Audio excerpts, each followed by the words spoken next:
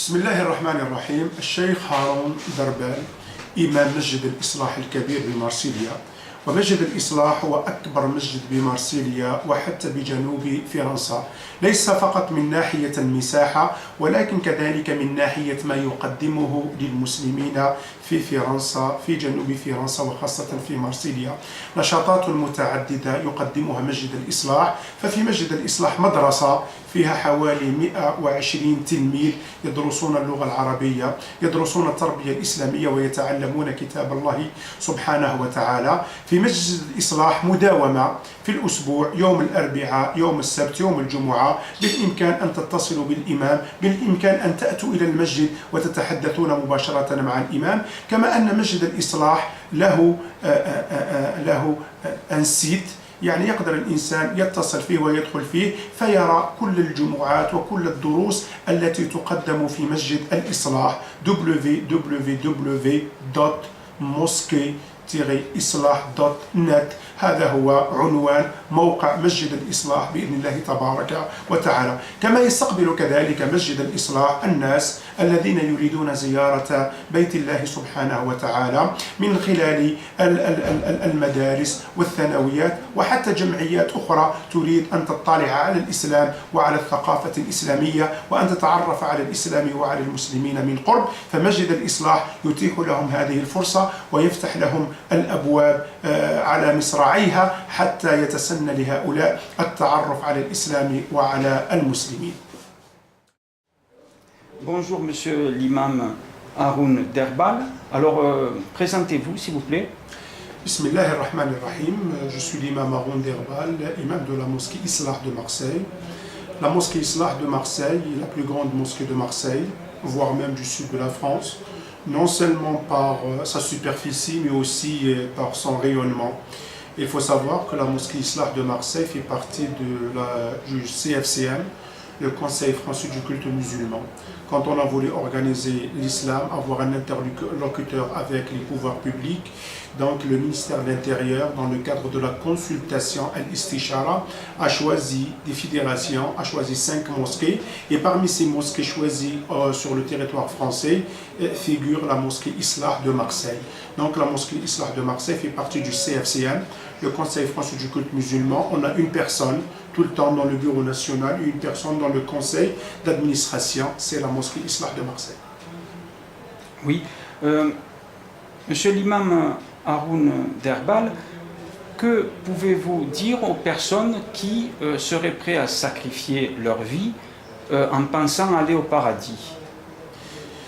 Il faut savoir qu'il y a un certain nombre de priorités dans la religion musulmane. Et aujourd'hui, quand on parle de djihad, quand on parle du combat dans le sentier d'Allah subhanahu wa ta'ala, il faut savoir qu'il y a un certain nombre à régler.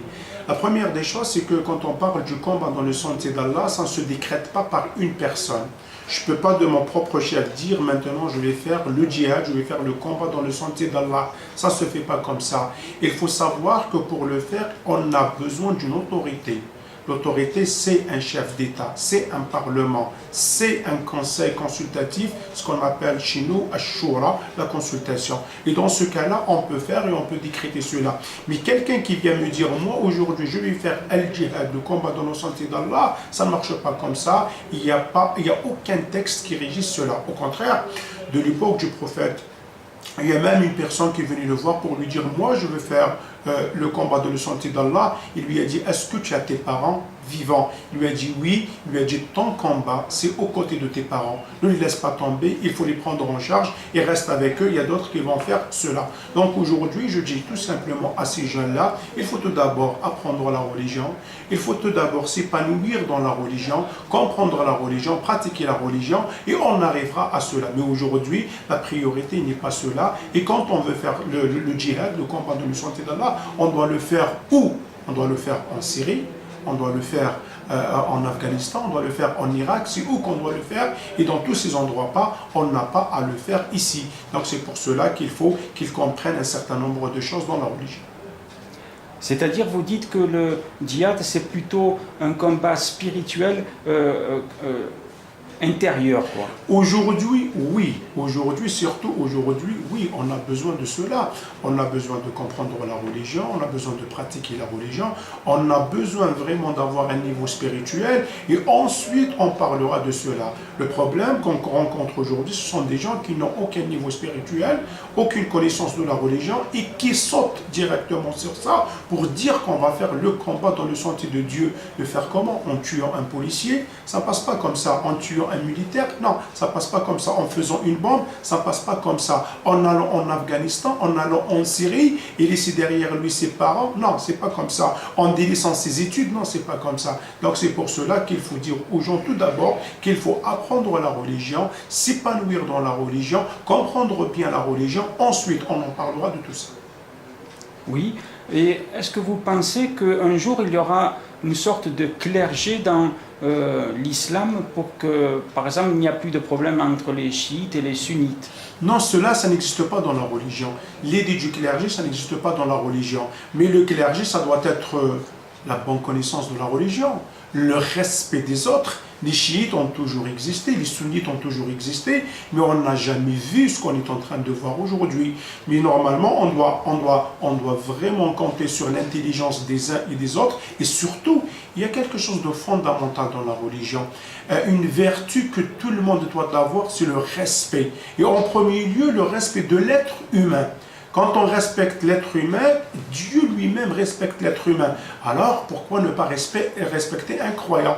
Donc l'être humain, quelle que soit sa couleur, quelle que soit sa langue, quelle que soit sa religion, quelle que soit sa culture, on doit le respecter. Quand on se dit tous musulmans, quand on se dit tous la ilaha illallah, la double attestation de la foi, encore une fois, on doit encore se respecter, ne pas s'insulter. Et alors, que dire du fait qu'on doit s'entretuer? Donc ça n'existe pas. Donc, pas de clergé, on n'a pas besoin d'y arriver à là, mais le bon sens, la compréhension de la religion, la pratique simple de la religion conduit au respect mutuel des uns et des autres.